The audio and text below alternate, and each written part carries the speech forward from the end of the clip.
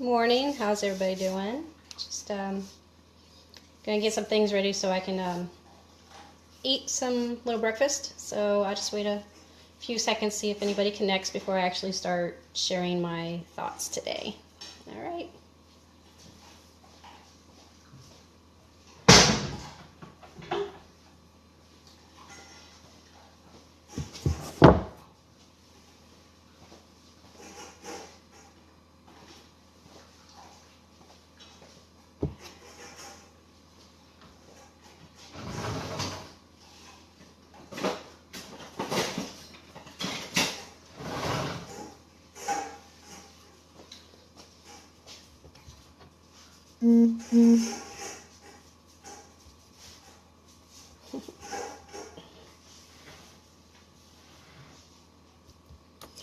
Okay, so I just wanted to share some thoughts that I have going on right now. I'm cutting up a mango for breakfast. I labeled this as aha more. Hi Brandy, how are you? Morning, beautiful. You're beautiful too. Thank you. And I labeled this as aha moments because, as you all know, I went through some treatment for PTSD, and I'm really coming into a lot of self-discoveries, and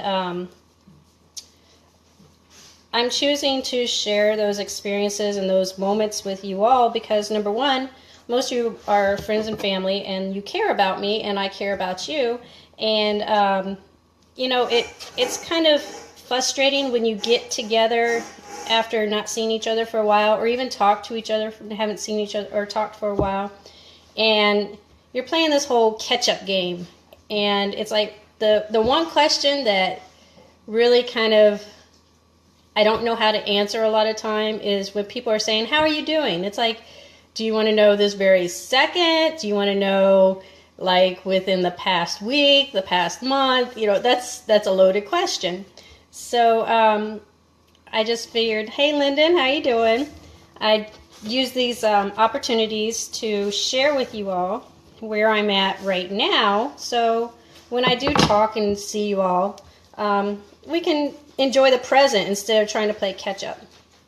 So I just want to share that on Friday I had a moment where I had the dogs out at a park and they were on a leash, and it was kind of frustrating trying to keep a hold of them because it was in the morning, so that's when they have their highest energy peaks and it's hardest to control them. Well, not control, sorry Lyndon, cue them to be a little bit more well-mannered. So I was getting a little frustrated, and when I get frustrated, that's when it becomes a very easy, hey Terry, how you doing? It becomes very easy to be stimulated for anxiety and whatnot. So I was managing okay, but it was a little frustrating. And then there was a helicopter that went over above us. And for me, helicopters are a trigger. They're not an avoidance. They are a trigger. There was a certain event that happened while I was on deployment, and even right now, just talking about it, my hands are getting a little shaky, just re-imaging things in my mind, that when I hear helicopters now, it triggers me to have those same sensations and stimulations that I had at that moment. So when the helicopter went by, of course, I had the dogs there, which is always great because they really help me kind of level out. But it was kind of interesting because this time I wasn't really building up a lot of the physical stimulations that I normally would get. Like the increased breathing and the breathing in the chest and not the whole body, not the whole core, the whole diaphragm, the increased heart rate, the feeling, the spider sensation of, your nerve endings just kind of like on heightened alert. Those weren't activating as highly as they have in the past.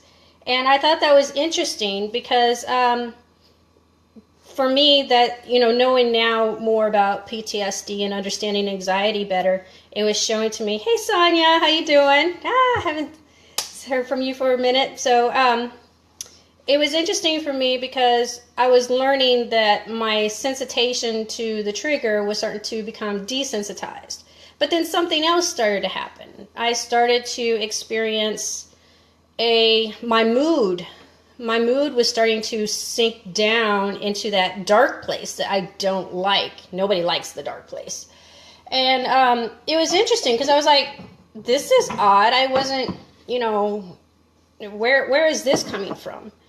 And it made me realize that a lot of times that anxiety in itself can actually be a cover-up to depression.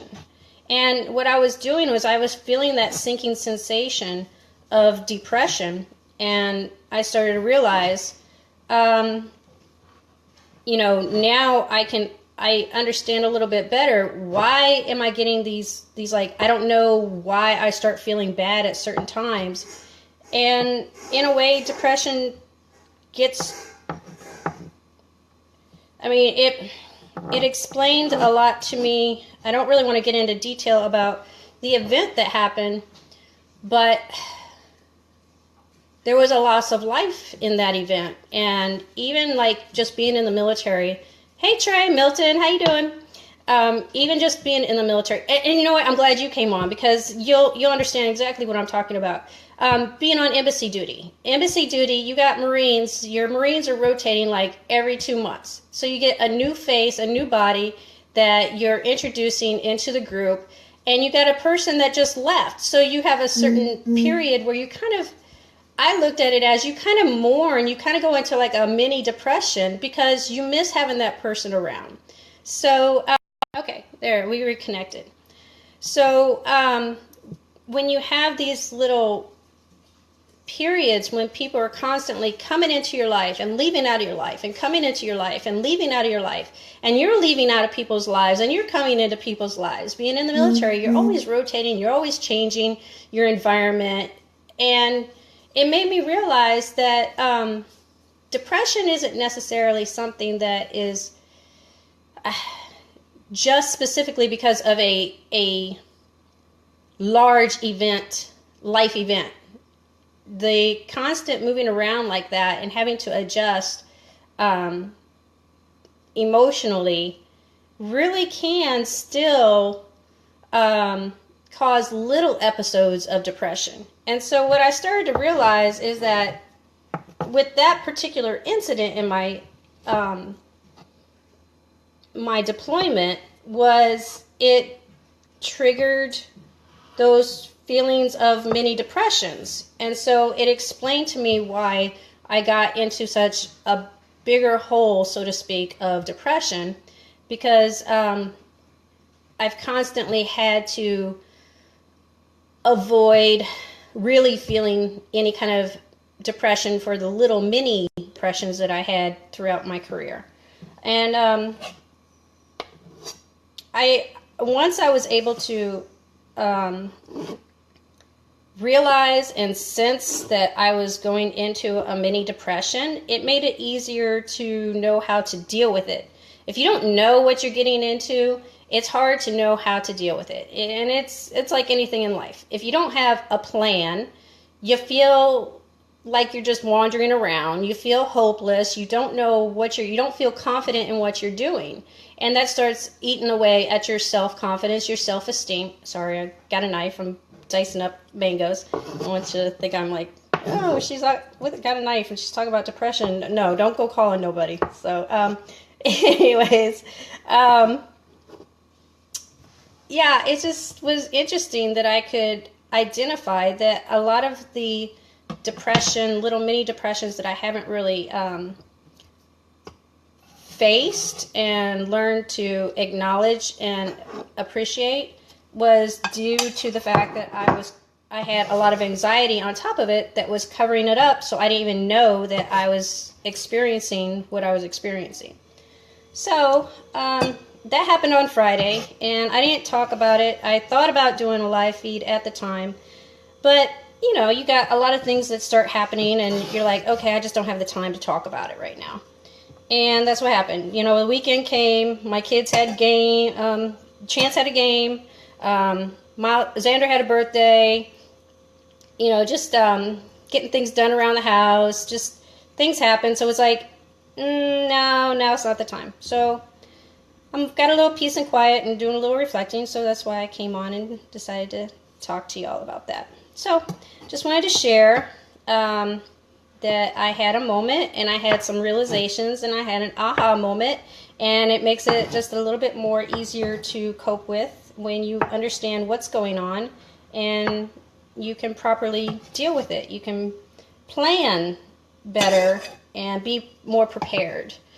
And I think that's something that a lot of us miss when it deals with emotions, is how do we prepare to deal with those emotions? A lot of times we don't preemptively expect. We just wait until, or we don't wait, but usually we don't become engaged with the situation until it actually happens. And then it's like, oh, how do I deal with this?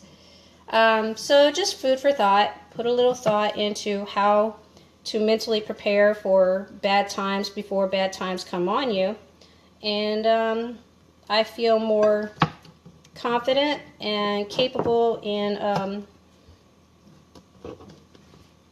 being able to handle situations like on Friday with a little bit more grace than I have in the past. So just wanted to say thank you all for your support, and I wanted to share that so that, you know, next time that we all talk or meet up or whatnot, you know what's going on in my life, and you know how I'm doing before you have to ask, how are you doing? So don't ask me how I'm doing, because you know. Now you know. If you didn't know it, you know it now. One of my drill instructor sayings. So thanks all for listening and watching, and I'm going to go eat some mangoes for breakfast now. And love you all. Bye.